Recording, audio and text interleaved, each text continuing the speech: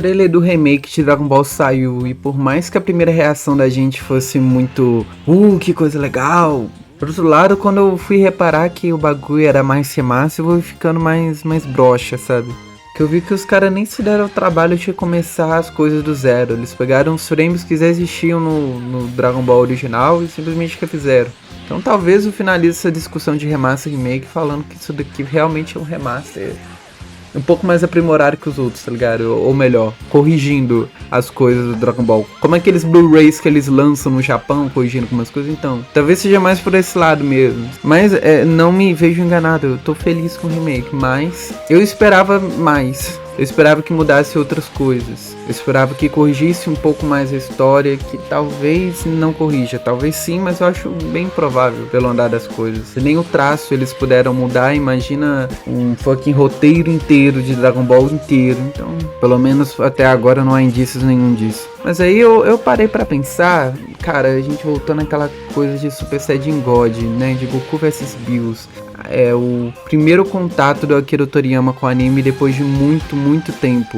Pra vocês que não sabem, ele tinha voltado a Dragon Ball porque ele ficou muito irritado com aquele live action que teve de Dragon Ball, se você não conhece, Dragon Ball Evolution, porque não ouviram muito a opinião dele pro roteiro. Ele deu algumas notas, só que ignoraram e fizeram aquele troço, que eu prefiro nem lembrar que existe. E aí numa entrevista ele falou que ficou tão indignado que ele escreveu o roteiro de um filme inteiro de Dragon Ball. E aí eu fico pensando, será que as primeiras ideias do Akira era mesmo um estudo? Era mesmo fazer o Super Saiyajin Blue especificadamente? Quando eu vi o filme pela primeira vez, me deu a impressão que o Super Saiyajin God era só uma passagem, algo momentâneo. E aquilo deu beleza ao filme, deu beleza à história, fez sentido. No final, Goku absorveu um pouco do poder do Super Saiyajin God e continuou lutando contra o Bills, porque a ideia da transformação era continuar com o Super Saiyajin normal, que faz todo sentido. Não era fazer esse carnaval de cores de Super Saiyajins que a obra começou a ser. Agora cada personagem tem uma transformação única. Isso é tão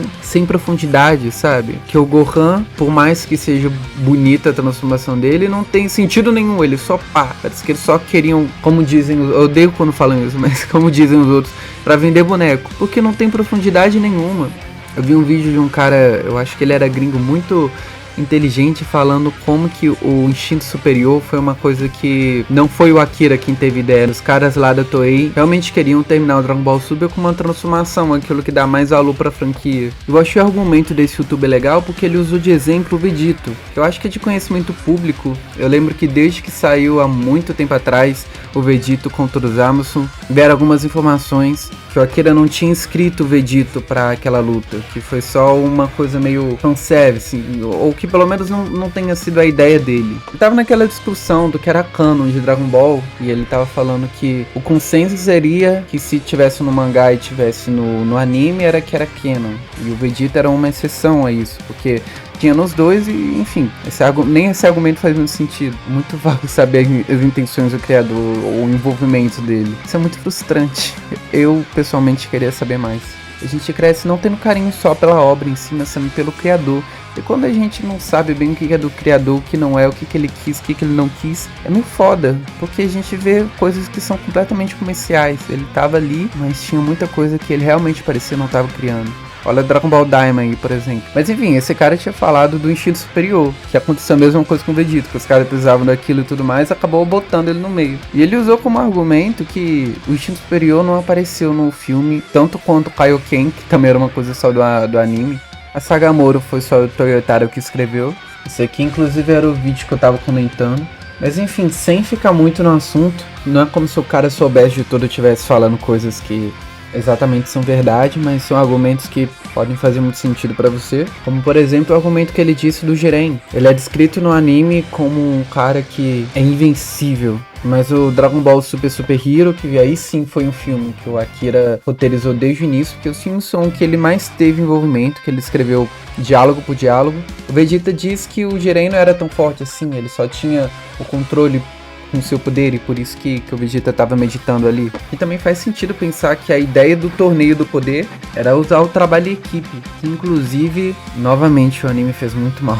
E não é surpresa o quanto que o anime teve seus próprios conceitos, suas próprias ideias, sem muita consulta ali, ou coisa do tipo. Ele só Eles só pegaram gameplays do Akira e fizeram o que eles quiseram. Uma comparação legal que esse youtuber faz é que por mais que eles tenham solicitado para Akira fazer uma nova transformação, isso não exatamente a torna canon, porque o Akira também fez vários designs como o Cooler e o Brawler para os filmes que não são canon.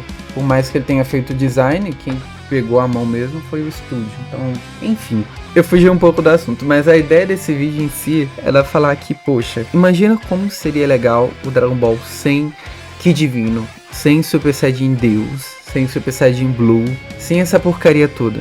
Imagina se a gente seguisse o curso das coisas e em vez de mudar o cabelo a gente fizesse uma transformação legal.